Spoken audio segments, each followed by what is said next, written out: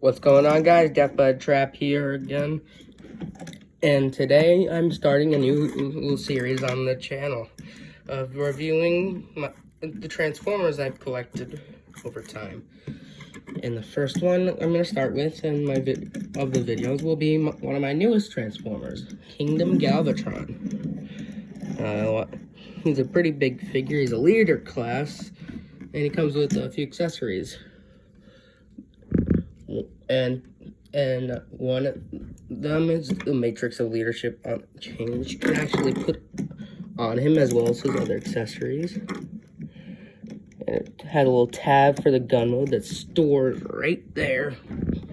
And he gets two guns that are a little joke that are a little nod back to the original movie that came out in the 80s around G1 of the ship that he gets. And they can and he has two. So they can either plug together for weapon mode, or they can store on the sides of his cannon holster. I prefer to keep them like this, ready for information.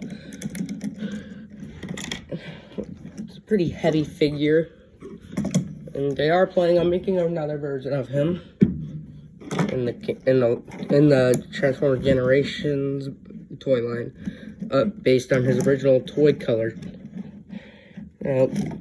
Now he's supposed to be a space cannon.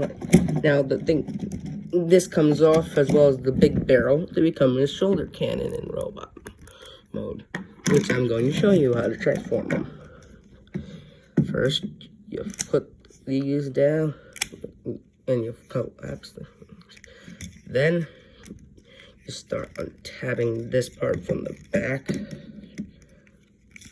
as while also untabbing these. Now this part is one of the few parts that holds the vehicle mode together. You pull this part out, and it's held together by this little tab on each one. If it breaks, it would probably mess with the entire end product. I'm gonna start with the lower body, meaning his legs. Now first you disconnect that part. And since you've already done the other part, you can fold out his heel spurs to help him stand. And then you flip around, and they hold the legs together.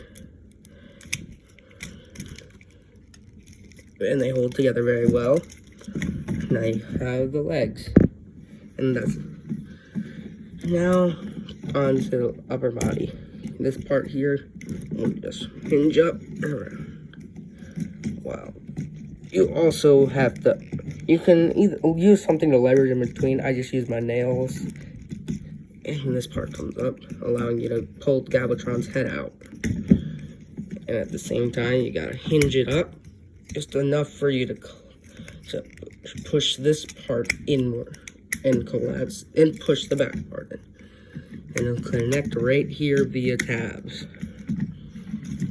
Now, since you've done that, you can bring these up, and they'll just connect. And those parts that connected to the sides earlier, you could just fold them up. And now onto his arms, you pull the treads off, and his arms are being made.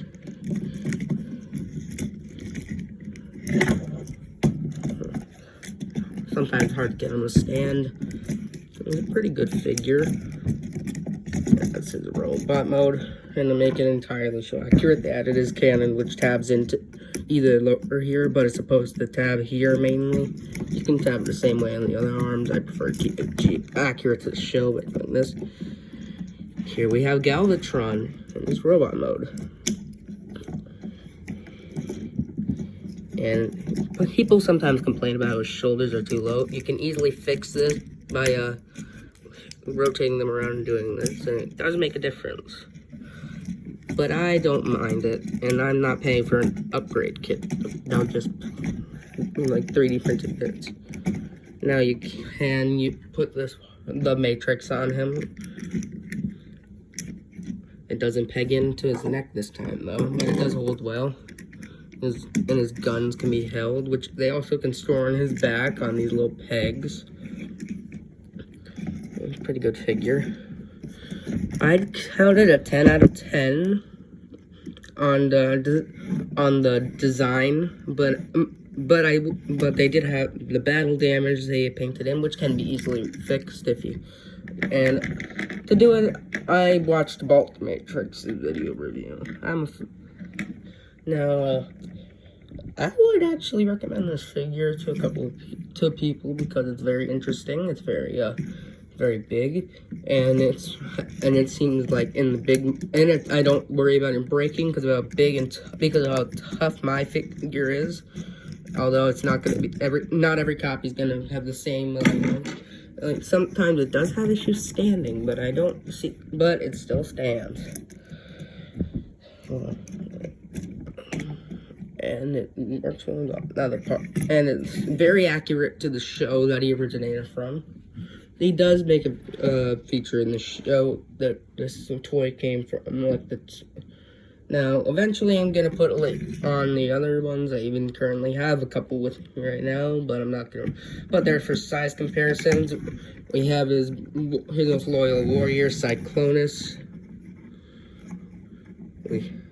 And he's actually smaller than Galvatron. Anyway, he's not entirely accurate to the show, but this one did come in earlier in the toy lines. But some people can use it like hinges to make him a little bit taller, but it doesn't look that good. I also got the Worlds Collide pack. We have a version of Optimus. I got the Netflix trilogy toy lines version, and he's a very good figure as well. Now, and we all know Megatron's back is Galvatron rebuilt by Unicron in this show as well as the original. Very interesting figure, I might add. About the size of my hand, and I like how they made it. And the shoulders, some people think that they need to bring the arm parts a little bit higher, but the shoulder parts right here are supposed to be high up, so that's just accurate to the original thing. And you can also hinge it down like the shoulder pads, but I like it the way. It's a very interesting figure, and I would recommend it to those. I got this one off Amazon. You can find it on Big Bad Toy Store as well. He's sold out on Target and sold out on the GameStop sites. But interesting figure. I would recommend get it if you want. It's a very interesting figure that you can add to your collection. This has been Death by the Track, making a nice video review. Have a good summer. Enjoy what's left. I'm sorry for the lack of videos lately. I've been doing a lot of things, dealing with some issues to my brain, like not mentally. I've just been dealing with a little bit of my depression issues. And hope you enjoy the video. And those who do, like and subscribe if you like. I'm not gonna force you to. I can't if I wanted to, but I'm gonna just make this video short and hope you enjoy it. Bye.